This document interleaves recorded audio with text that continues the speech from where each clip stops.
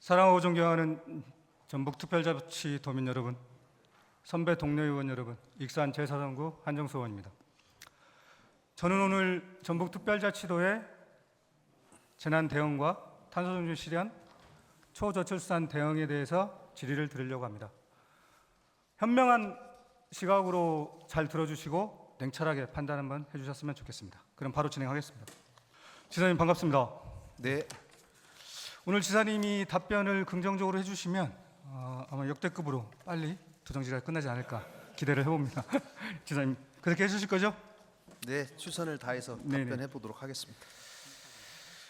지사님 지난 여름 불과 한 일주일 전일 것 같은데 온 나라가 폭염에 시달렸습니다. 지사님도 그러셨죠?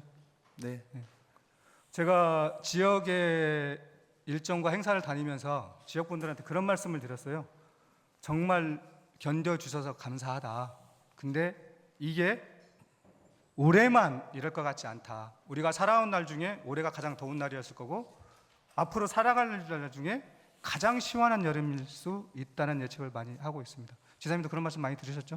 네, 근데 그 시기에 이웃 나라들은 필리핀, 중국, 일본, 대만은 태풍으로 인해서 엄청난 인명 피해와 재산의 피해를 입었습니다. 뉴스에서 보셨죠? 네, 근데 그게 이웃 나라들이 피해를 보긴 했지만 다행히 우리나라는 운이 좋아서 비껴간 겁니다. 그런 맞죠? 뭐 그렇게 볼 수 있겠습니다. 내년에는 그 태풍이 다 우리나라도 올 수 있을 가능성도 있는 거잖아요. 네, 모든 가능성은 뭐 열려 있는 것이죠.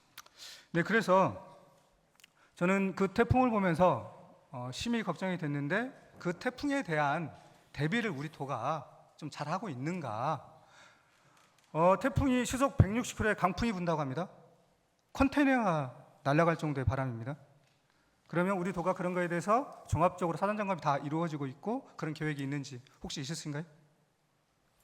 저희가 뭐 재난이라고 하는 것은 언제든지 올 수 있는 것이기 때문에 저희가 태풍, 수해, 뭐 겨울철에는 폭설, 모든 재난에 대해서 자연 재난에 대해서 최대한 저희가 예방하고 또 만약에 발생했을 경우에 신속한 복구 체제를 마련하려고 노력하고 있습니다.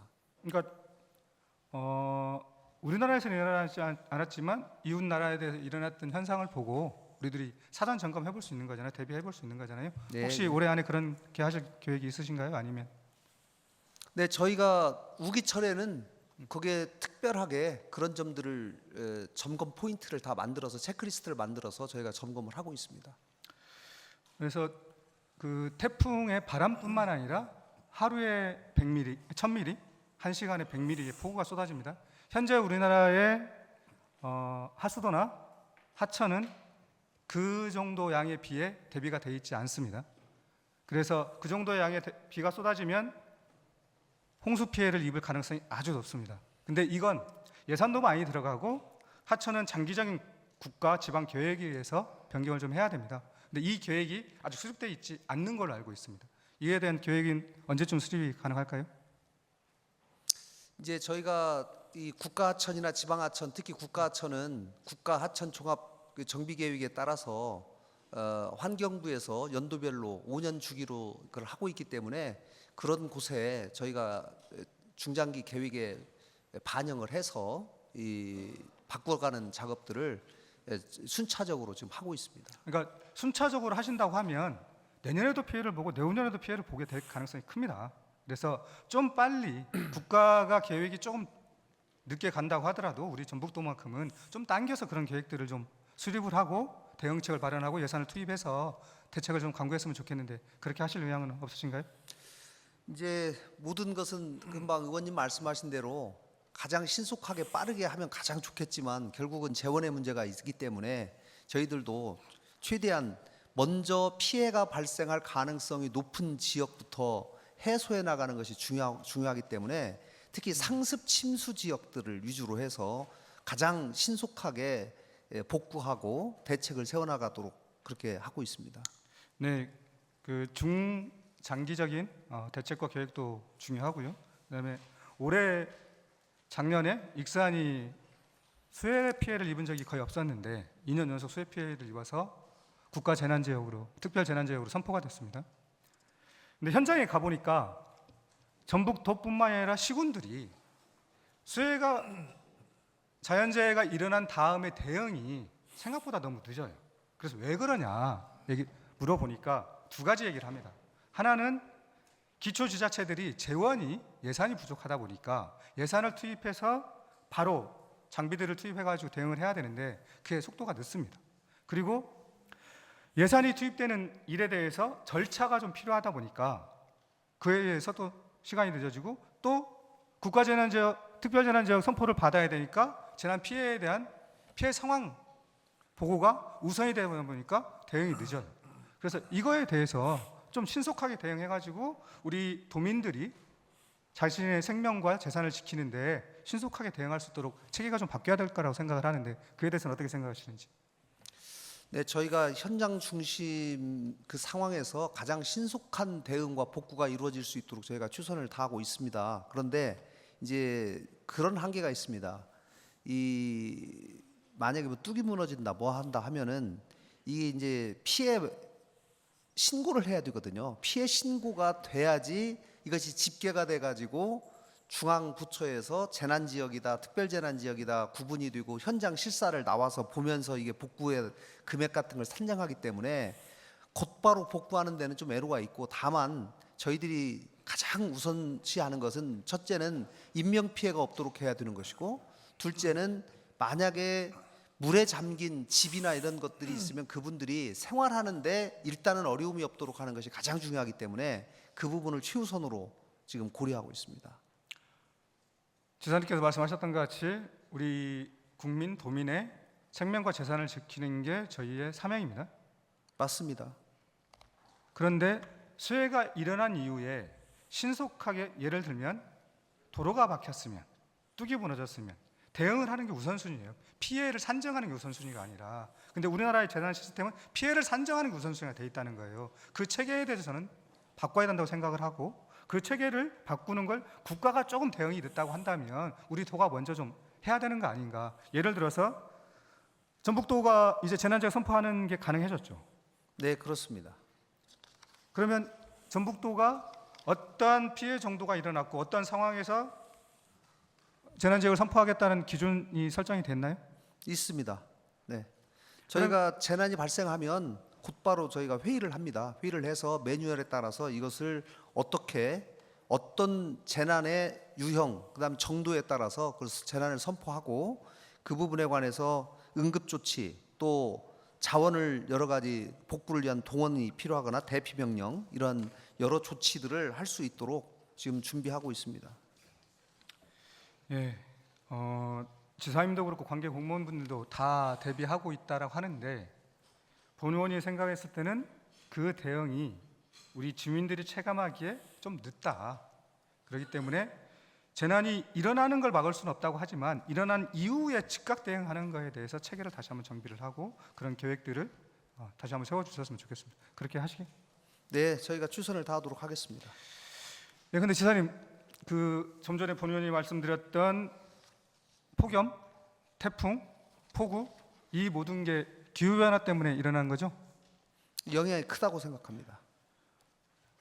기후 변화를 우리 인간의 산업경제 활동 때문에 일어난 겁니다. 그래서 금방 얘기했던 것 같이 폭우나 태풍이나 이런 거에 대해서 즉각 대응도 해야 되지만 근원적으로 이 문제를 해결에 대한 노력을 해야 됩니다. 그게 탄소 중립을 실현하는 거라고 생각을 하는데 그에 대해서 어떻게 생각하시는지? 네, 뭐 굉장히 중요한 접근이고, 네, 맞다고 생각합니다. 전북도가 올해 탄소 중립 기본 계획을 수립을 해서 발표를 했습니다. 네, 그 1차 목표가 2030년까지 43% 저감을 하겠다라고 발표를 했어요. 2030년까지 그 목표가 달성 가능하다고 생각하십니까? 네, 연도별로 저희가 감축 계획을 세워서 지금 하고 있기 때문에 최선을 다하고 있습니다. 그러니까 가능하다고 생각하시냐고. 뭐 저희들은 가능하다고 생각하고 목표를 세웠습니다. 근데 우리나라의 모든 전문가들은 국가는 40%를 2030년까지 하겠다고 발표를 했고 우리 전북도는 그보다 좀 더 나은 목표로 43%를 얘기를 했습니다. 근데 국가뿐만 아니라 전북도도 2030년까지 40% 감축을 달성할 가능성은 전혀 없다.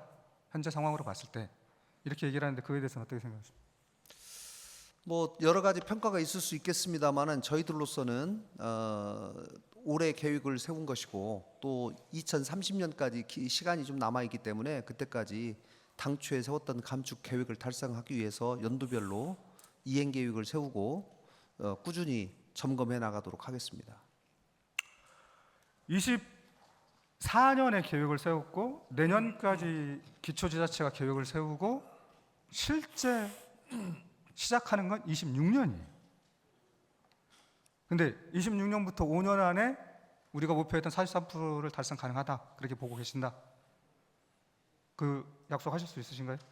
뭐 그렇게 일단은 저희가 추진을 계획하고 있기 때문에 현재로서는 그 계획을 변경할 계획은 아직은 없습니다. 네, 지사님께서 2030년까지 우리 전북도가 설정한 1차 목표 43% 감축을 달성하시겠다고 하셨으니까 좀 믿어보겠습니다. 근데 그걸 하기 위해서 여러 가지 방안들이 좀 필요한데 그 중에 하나가 온실가스 감축 인지 예산제입니다. 이걸 내년에 전면적으로 좀 실행했으면 좋겠다 제가 말씀을 드렸는데 어떻게 하실 생각이신지. 네, 올해 처음으로 이 시범적으로 지금 운영을 하고 있고 내년부터는 우리 도가 선제적으로 전 실국에 확대 적용해 나갈 계획에 있습니다. 그리고 이 제도를 운영하는 과정에서 또 나타난 여러 미흡한 점들을 보완 개선해서 빠른 시간 내에 정착되도록 노력하겠습니다. 내년에 바로 해주신다고 했으니까 오늘 올해 예산서에부터 그 자료가 올라오겠네요. 네, 맞습니다. 아, 예, 감사합니다. 온실가스 감축 인지 예산제를 본 의원이 계속 강조를 했던 이유는 어디에서 어떤 형태로 온실가스가 발생이 되고 이걸 저감하기 위해서는 우리가 어떤 노력을 해야 되며 어디에 예산이 투입해야 이 효과를 볼 수 있다. 이걸 온실가스 감축 인지 예산제가 적용이 돼야만 시작과 점검, 그다음에 결과를 볼 수 있기 때문에 계속 말씀을 드렸던 거고 내년에 바로 적용을 해주신다니까 감사하고 기대를 좀 해보겠습니다. 우리가 탄소 중립을 실현하기 위해서는 우리 국가가 가지고 있는 모든 역량을 다 동원해도 실현하기가 쉽지 않다고 얘기를 합니다. 전 세계가 국가가 지역이 개인이 다 함께 노력해야만 탄소 중립을 실현할 수 있다라고 얘기를 합니다. 저는 그 중에서 지역이 해야 될 역할과 중요성이 가장 크다고 생각을 합니다. 근데 과연 우리 전북도가 그렇게 하고 있는지에 대해서 조금은 의문이 좀 있습니다. 그래서 그걸 하는데 총괄적으로 탄소 중립을 그림을 그리고 기획하고 조정하고 점검하는 단위가 좀 필요하다라고 생각을 해서 탄소 중립 추진단을 설치했으면 좋겠다라고 말씀을 좀 드렸습니다. 이에 대한 지사님의 의견은 어떠신지? 네, 저희가 이제 뭐 좋은 말씀 주셔서 감사합니다. 그리고 일단은 그 탄소 중립과 기후 환경 문제가 중요하다고 생각했기 때문에 제가 24년 상반기 올해 조직 개편 때 기후 환경 정책과를 탄소 중립 정책과로 명칭도 변경했고 탄소 중립 문제에 관한 기획 총괄 조정 기능을 현재 그 과에서 지금 하고 있습니다. 다만 탄소 중립 추진단을 국장급 단위로 만약에 신설하려면 저희가 현재 기준 인건비 내에서 어딘가를 다른 실국을 조정해야 되지 않겠습니까? 그런 문제가 있기 때문에 이제 앞으로 좀 시간을 두고 또 전북연구원에서 앞으로 조직 점검도 좀 할 계획에 있기 때문에 그런 시급성이라든가 또 필요성 등을 종합적으로 고려해서 그때 판단하도록 하겠습니다.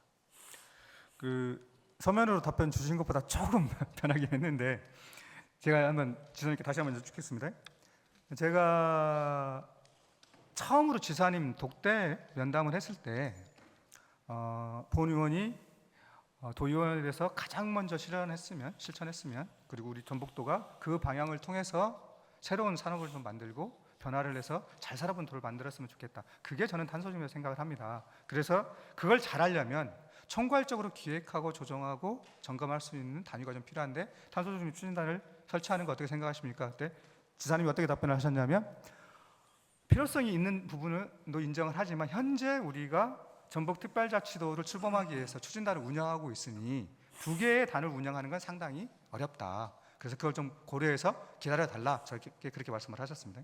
두 번째, 제가 지난 도정질의 때 또 다시 질문을 드렸었습니다. 그때는 지사님이 오늘 같은 비슷한 답변을 하셨어요.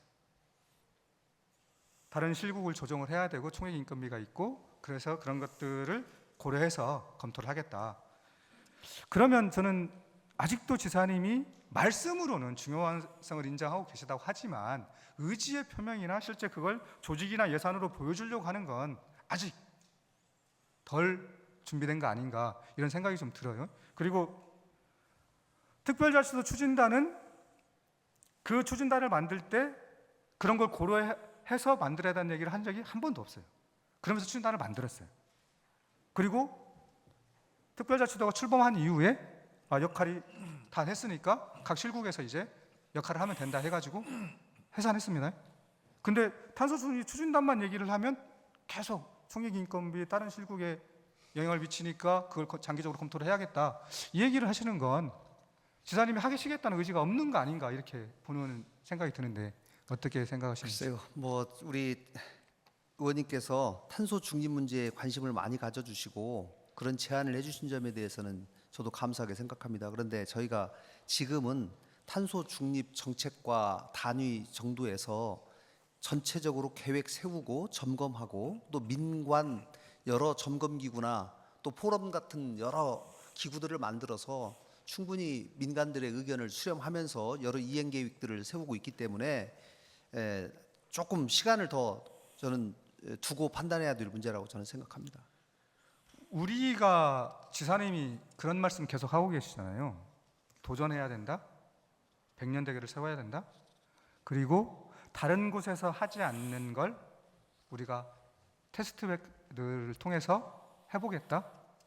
근데 왜 탄소 중립만 가지고는 계속 한 발 이렇게 물러나시는지? 저희가 탄소 중립에 관해서 지금 일을 안 하고 있는 게 아니지 않습니까? 지사님, 지금 의원님은 조직에 관한 문제를 자꾸 말씀하시는데 이제 조직은 장으로서는 사실 굉장히 지금 저희가 기준인건비가 초과가 돼가지고 어딘가를 지금 계속 지금도 초과가 돼가지고 줄여둬야 되는 입장이기 때문에 어디가 하나가 생기면 다른 데를 줄여야 되는 이런 문제가 나와서 이제 그런 어려움을 제가 말씀드리는 겁니다. 그러니까요.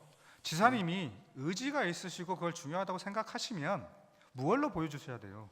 조직으로 보여주셔야 되고 예산으로 보여주셔야 되는 거예요. 그렇잖아요. 맞습니다. 그리고 지사님이 가장 강조했던 2차 전지 가지고 2차 전지 시작하면서 한 과의 팀 정도 사업도 아니었던 2차 전지를 과로 만들었잖아요. 그렇게 의지 표명하면서 사업하시는 거 아니에요. 근데 탄소 중립은 전 실국에 걸쳐서 사업이 있습니다. 근데 어느 한 국이 담당하기에는 너무 광범위해요. 그리고 전체 그림을 그려서 이걸 끌고 가야 되는 역할이 필요한 겁니다. 그래서 그 추진단을 통해서 그 의지를 보여주고 그걸 실현해라 라고 말씀을 드리는데 왜 그 얘기만 하면 아까도 얘기했듯이 전북특별자치도 추진단을 그렇게 쉽게 만들어서 그렇게 쉽게 1년 동안 운영을 해놓고 탄소 추진단에서는 그렇게 어렵게 얘기를 하시는지 모르겠어요. 지금 사실은 뭐 우선적으로 우선당당 당면한 그런 과제들이 너무 많다 보니까 그런 점이 있다는 점을 좀 양해해 주시기 바랍니다. 네. 지사님이 하셔고 있는 일 중에 우리 정치인들이 해야 될 일 중에 저는 그런 게 있다고 생각합니다. 단기적인 과제를 해결하는 것과 장기적인 계획을 세워서 추진하기 위해서 예산을 투자하는 게 저는 6대 4 정도로 왔다 갔다 해야 된다고 생각을 해요. 동의하시나요? 글쎄요. 6대 4 정도는 조금 뭐 저는 조금 생각이 다릅니다. 네. 그러면 단기적인데 7, 8이 투자해도 된다 이렇게 이제 생각하시는 거예요? 단기적인 과제라는 게 다 중장기 계획에서 이제 비롯돼 가지고 단기로 내려오는 거잖아요. 그렇기 때문에 단기적인 과제가 다 중장기로 서로 연결이 되고 있기 때문에 저희가 모든 사업을 대개는 5년 계획을 세워서 매년 또 계획을 세우고 이렇게 하기 때문에 그러니까 그런 5년 면이 계획은 있습니다. 단기 계획이잖아요. 네. 최소한 10년, 20년, 30년 아니면 50년 말씀하셨더니 100년 그런 계획을 세워서 그걸 하기 위해서 지금 시작 단계에 어디에 얼마큼의 역량과 예산을 투여를 하겠다 이렇게 장기 계획을 좀 세우셔야 되는 거잖아요. 근데 그 장기 계획을 세우는 데에서 너무 좀 소극적이다 이런 느낌이 드는데 그에 대해서 어떻게 생각하시는지. 의원님의 판단이 뭐 제가 어떻게 관여를 하겠습니까? 그러나 저는 저로서는 탄소 중립 문제도 대단히 중요하게 생각하고 탄소 중립 정책과를 저희가 새로 조직 개편을 통해서 만들어서 그 과를 통해서 탄소 중립과 관련된 여러 업무를 지금 기획하고 조정하고 점검을 하고 있기 때문에 그 현재로서는 이 그러면 그 지사님, 조직을 더 제가 확대 구체적인 거 하나 개편하기는 예, 좀 쉽지 않다는 말씀을 제가 드리는 여쭤보겠습니다. 겁니다. 좀 양해를 좀 해주십시오. 예. 전북도가 해상 풍력을 통해서 생산하려는 재생에너지가 양이 어느 정도죠? 현재 계획되어 있는 것은 현재 7기가와트 정도 예상되고 있습니다. 그러면 현재 풍력 발전기가 돌아가서 생산하고 있는 전기는 어느 정도 생산하고 있습니까? 해상 풍력은 뭐 지금은 거의 없다고 봐야 되겠습니다. 전남은 어느 정도 해상 풍력에서 재생에너지를 생산하는지 혹시 알고 계시나요? 전남도 그렇게 많은 양은 아니라고 제가 알고 있습니다. 이미 발전이 돌아가고 있는 해상 풍력은 그렇게 많지는 않다고 생각합니다. 전남이 8기가를 얘기를 했고요. 전북이 7기가를 얘기를 했습니다. 근데 전남은 현재 우리보다 약 5배 정도 재생에너지를 생산하고 있어요. 풍력 발전을 통해서. 그래서 그 재생에너지를 국가가 수도권에 있는 반도체 특화 단지로 공급하기 위해서 송전탑을 만들겠다고 해가지고 주민공청회에서 난리가 나고 있습니다. 뉴스에서 보셨죠? 네, 근데 전북은 정읍에서 한번 그런 일이 있었습니다. 알고 계시죠? 네. 근데 전북 서해안에서 재생에너지가 생산돼서 이걸 특화 단지로 연결하는 송전망을 만들겠다고 국가가 얘기를 안 하고 있습니다. 그렇죠? 그거는 지금 계획에 지금 들어가 있습니다. 그러니까요. 우리가 전남보다 재생에너지 발전량도 그걸 통해서 공급하는 것도 늦다는 거잖아요. 그래서 전남은 2030년까지 해상풍력 단지를 완공하겠다고 얘기를 했어요. 우리는 언제 완공하실 건가요? 저희들도 2030년까지 계획이 돼 있는데요. 이제 그 부분은 이렇습니다. 지금 전남이나 전북이나 해상풍력 문제에 관해서 지금 인허가 문제라든가 또 전력개통 문제라든가 이런 문제들이 지금 제대로 지금 선행적으로 해결이 안 되고 있기 때문에 그런 점들이 좀 늦어지고 있고 특히 그러니까 그런 점들이 선행적으로 해결이 되지 않으면 30년에 달성할 가능성이 없는 거고 또 그럼에도 불구하고 전남은 우리보다 몇 배 앞서서 하고 있는데 우리는 그걸 보면서도 이제 저희가 워낙 규모가 작기 때문에 전남이 저희보다 5배라고 이제 의원님이 말씀하시니까 뭐 그럴 수는 있겠습니다. 그런데 전남이 자료에 그렇게 돼 있어요. 지금 현재 상황이. 전남이 발전하고 있는 전체 해상 풍력의 규모도 굉장히 미미한 수준입니다. 1기가가 안 되는 걸로 알고 있습니다. 현재는. 그러니까 미미한 수준인데요. 네, 네. 송전탑을 건설하는 건 발전 단지를 만드는 것과 송전탑을 건설하는 기간이 비슷합니다. 그래서 발전 단지가 구성이 되는 완료 시기에 송전탑이 연결이 돼야 전기를 공급하고 있을 때 같이 진행을 하는 거예요. 근데 맞아요. 우리는 발전 단지도 송전탑도 얘기가 안 나온다는 건 전남보다 한참 늦게 시작을 할 거고 2030년에는 우리가 생각하는 탄소 중립도 아까 말씀하셨던 43%도 그렇지만 재생에너지 생산도 달성하지 못한다는 겁니다. 근데 우리 전북도는 그거에 대해서 어떻게 전국적으로 해서 이 문제를 해결하고 재생에너지 공급을 통해서 탄소 중립을 실현하고 아리백도 실현하겠다라고 하는 말로는 하지만 실질적으로 실천하고 있는 게 뭐가 있냐는 거예요. 자, 서남권 지금 해상 풍력과 관련해서는 이제 해상 풍력이 되면 그 발전된 전기가 육지를 통해서 가야 되기 때문에 지금 저희가 이제 부안으로 들어오는 것으로 결정이 났고 그 송전설로 지금 그 경로지를 현재 한전에서 지금 마지막으로 지금 조율하고 있기 때문에 그런 점들은 조금 시간에 맞춰서 저희가 진행하도록 지금 노력하고 있다는 말씀을 드리겠습니다. 그러니까 전남이 2030년에 완공한다고 한 것 같이 전북도 2030년에 완공을 할 수 있다 이렇게 생각하시는 건가요? 저희가 지금 최대한 어쨌든지 2030년이라고 당초에는 계획이 돼 있었지만 제가 볼 때는 그거보다는 조금 더 늦어질 가능성은 있지만 저는 최대한 당기도록 지금 노력하고 있다는 말씀을 드리겠습니다. 우리 이 질의를 보고 있는 도민들이 현명하게 판단하실 거라고 생각을 하지만 우리 전북도가 과연 다른 곳과 조금 다르게 다른 곳보다 먼저 무언가를 통해서 기반을 만들고 발전해 보려고 하는 노력을 하고 있나 의문이 들 것 같습니다. 네. 저희가 이 재생에너지 특화단지로 전국에서 유일하게 최초로 지정이 됐기 때문에 수상 태양광이라든가 해상 풍력이라든가 이런 점들에 관해서 최대한 공사를 빨리 해서 진행해야 되겠다라는 의지는 분명히 있지만 여러 가지 외부 요인 때문에 그런 것들이 좀 늦어지고 있는 것은 사실입니다. 그러나 도지사가 이 부분에 관해서 강한 의지가 있고 수시로 회의를 하면서 챙겨보고 있다는 말씀을 드리겠습니다. 의지의 표명은 조직과 예산으로 보여주셔야 된다고 저는 다시 한번 말씀을 드리고요. 재생에너지를 생산하더라도 요즘에 재생에너지 관련해서 지산지소 얘기를 계속 하고 있습니다. 우리 지역에서 사용할 수 있어야 되는데 현재의 상황으로는 우리 지역에서 사용하기가 불가능합니다. 국가는 해상풍력 발전되는 걸 송전탑을 통해서 수도권으로 공급하겠다라고 선언을 했습니다. 그리고 우리 지역은 재생에너지, 태양광이라든지 이런 걸 통해서 한전, 송전망이 올리는 것도 중단됐습니다. 32년까지 못합니다. 알고 계시죠? 근데 그 부분을 말씀하신 대로 그 전력 개통망을 최대한 지금 빨리 만들어야 되기 때문에 그 부분이 해상풍력은 부안을 양육점으로 해서 저급변전소로 연결하는 그 공사를 빨리 해야 되는 것이고요. 또 수상태양광은 발전 지점으로부터 또 군산 변전소까지 연결하는 그 전력개통 연결 공사를 신속하게 지금 해야 되는 문제가 있는 겁니다. 근데 현재 한전이 독점하고 있어서 개통망을 우리가 하겠다고 해서 우리 마음대로 할 수 없잖아요.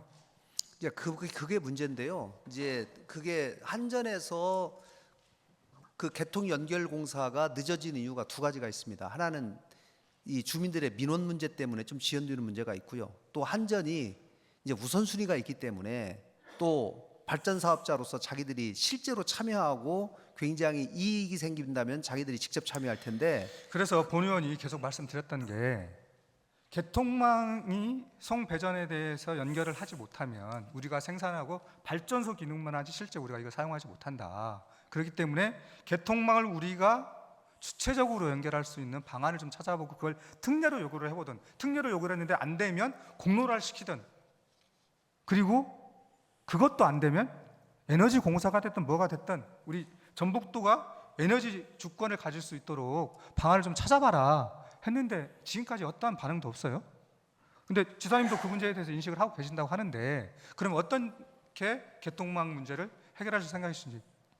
개통망 연결 공사는 이거는 이 저희 도가 해결할 문제는 벗어난 영역입니다. 개통망 연결 공사는 우리나라는 모든 전기가 하나의 망으로 다 연결되어 있기 때문에 이건 철저하게 한전에서 관리를 하고 있고 지사님 거기에 어떻게 연결을 시킬 것인가에 지사님, 관해서도 그 네. 개통망이 한전이 독점하고 한전이 종합적으로 관리하는 건 우리나라만의 특수한 상황이죠.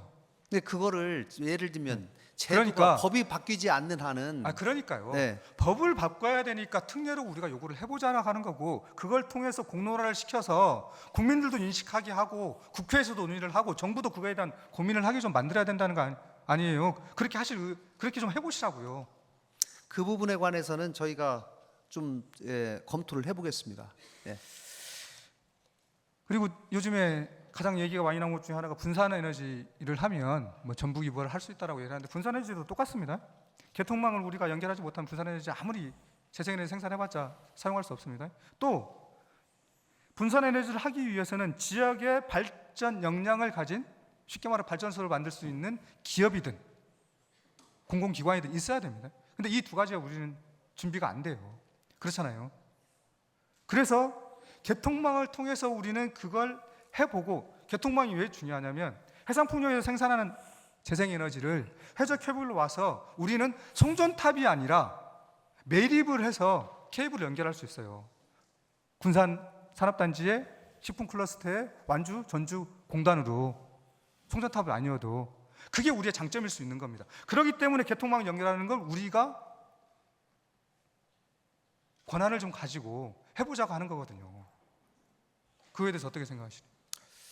그 제가 검토를 좀 해보겠습니다만은 제가 아는 상식으로는 그 개통망을 저희 전북도가 독자적으로 특례를 만들어서 도가 예를 들면 개통 연결망에 관한 공사를 한다든가 뭐 한다든가 한다고 했을 때 저희가 그동안 쌓아온 노하우나 그동안의 경험에 비추어 봐서 저희가 역량이 굉장히 이 하지 않는 일을 하는 거기 때문에 그 부분에 관해서는 전문가한테 맡기는 것이 저는 조금 더 맞지 않는가 싶습니다. 그러니까 우리나라의 개통망의 논의가 학교에서도 활발히 이루어진 적이 없습니다. 한전이 워낙 독점을 하고 있어서. 근데 그 논의를 시작한 분들이 얘기하는 건 현재 한전의 독점 체제는 법적으로 바뀌지 않으면 우리나라 미래가 없다고 얘기를 해요. 근데 그 얘기를 꺼내는 사람들이 없는 거예요. 국회에서도 지역에서도. 우리가 한번 꺼내서 좀 시작을 해봤으면 좋겠습니다.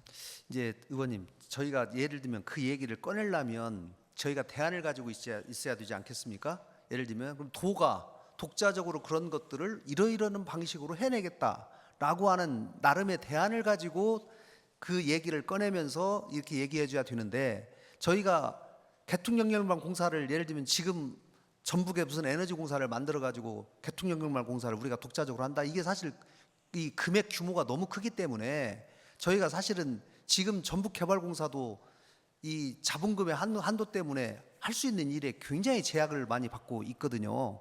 그래서 개통망연결공사가 간단하게 뭐 한 5km만 하더라도 뭐 5천억 이렇게 들어가기 때문에 이거를 지금 수상태양광을 개통연결망 공사를 금방 말씀하신 대로 저희 도 예를 들면 전북개발공사도 거기에 수상태양광의 발전 사업자로 참여하고 있기 때문에 저희가 개통연결망 공사를 지금 한수원에서 안 하고 있기 때문에 이거를 사실 우리가 돈을 하고 먼저 공사하고 나중에 다른 데에다 분담을 시키면 참 좋겠다는 생각도 해봤지만 저희 역량상 그게 어렵거든요. 그런 애로가 있습니다. 그러니까 지사님도 말씀하셨잖아요. 우리가 그거에 대해서 고민이 좀 부족하다. 현재 준비가 좀 부족하다. 그렇지만 가능성은 있다. 그러면 고민과 준비를 시작하시면 되는 거잖아요. 그렇잖아요. 그래야 문제 해결을 우리가 갈 수 있는 거지. 고민과 준비가 부족한데 그래서 우리는 안 하겠다 이렇게 하시면 안 되죠.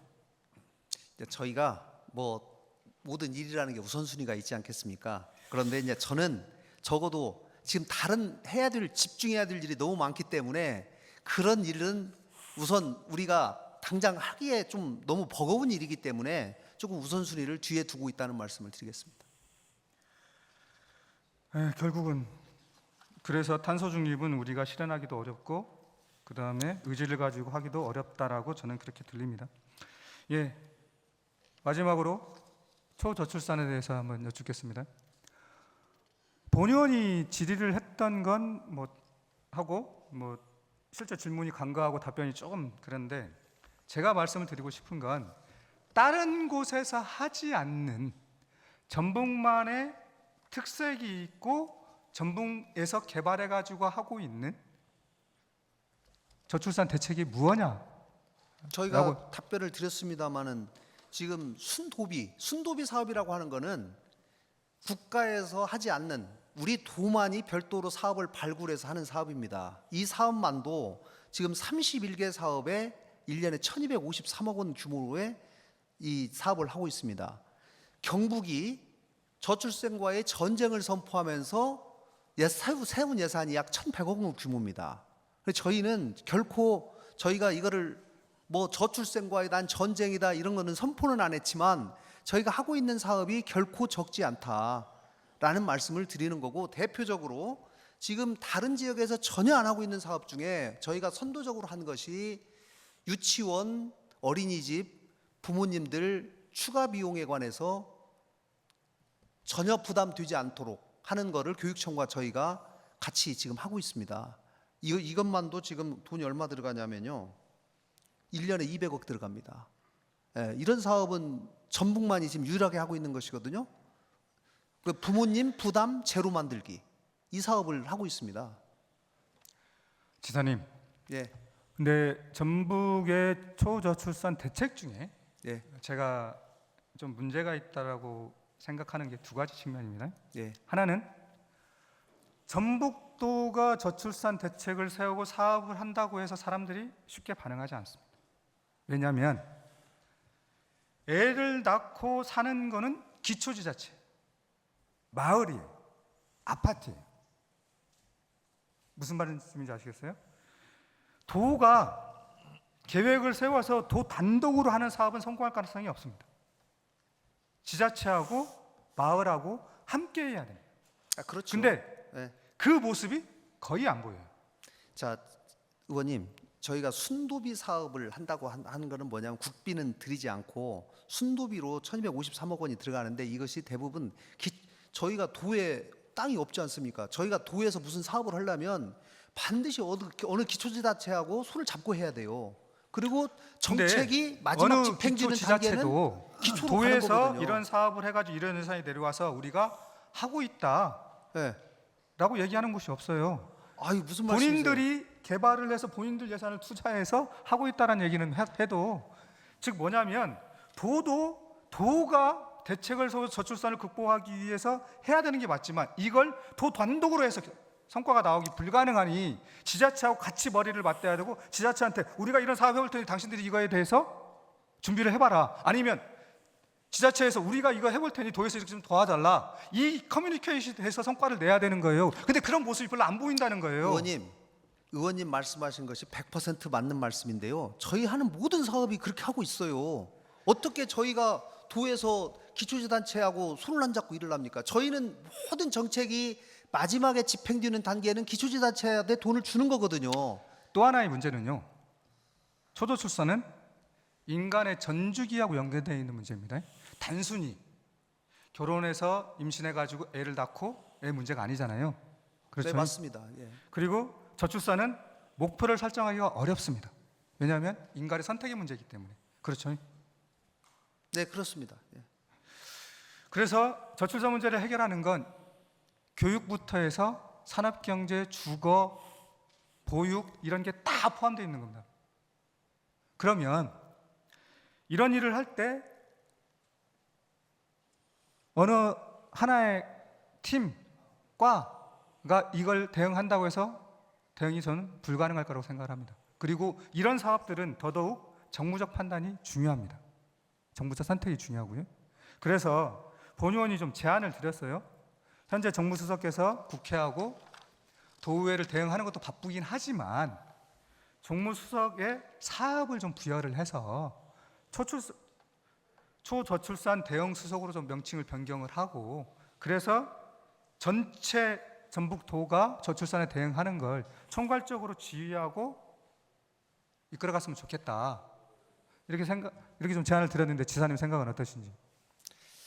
저희가 올 7월부터 행정부지사를 단장으로 하는 저출생 대응 TF를 이미 출범을 했고, 그 TF에 13개 주요 부서가 참여를 하고 있습니다. 그리고 전북연구원, 전북여성가족재단이 같이 하고 있고 민간자문단도 지금 같이 하고 있습니다. 그래서 그 TF가 지금 민간의 의견도 수렴을 하고, 또 금방 말씀하신 것처럼 여러 다부처, 우리 여러 부서와 관련된 일이기 때문에 그거를 TF를 만들어서 행정부지사가 지금 총괄을 하고 있는 겁니다. 저는 저출산 문제는 행정적인 마인드로는 해결이 불가능하다고 생각을 하고요. 그거에 대해서 다시 한번 좀 검토해 주셨으면 좋겠습니다. 처음에 역대급으로 빨리 좀 끝낼 수 있을 거다라고 예상했는데 지사님이 답변하시는 게 제가 긍정적으로 기대했던 답변하고는 조금 미흡했던 것 같고요. 하여간 말씀드렸던 약속 지키지 못해서 죄송합니다. 네, 자리로 들어가셔도 되겠습니다. 다시 한번 돌려주시죠. 우리 존경하는 선후배 의원님들, 동료 의원님들 잘 보셨겠는데, 지사님이 전북도가 관심을 많이 가지고 있고 적극적으로 노력은 하고 있다. 그러나 현실은 우리가 이걸 달성하기가, 이뤄내기가 쉽지 않다. 결론적으로 이런 답이었던 것 같습니다. 그걸 달성하기 위해서 우리가 어떤 노력을 해야 되고 어떤 준비를 해야 되고 우리 의회에서는 어떤 일을 해야 되는지 또 다른 과제가 좀 주어진 것 같다는 생각이 좀 들고요. 더 노력해서 탄소 중립을 통해 전북도가 성장하고 발전하는, 탄소 중립을 이끌어가는 전북도가 되는데 최선의 노력을 다할 수 있도록 하겠습니다. 장시간 들어주셔서 감사합니다.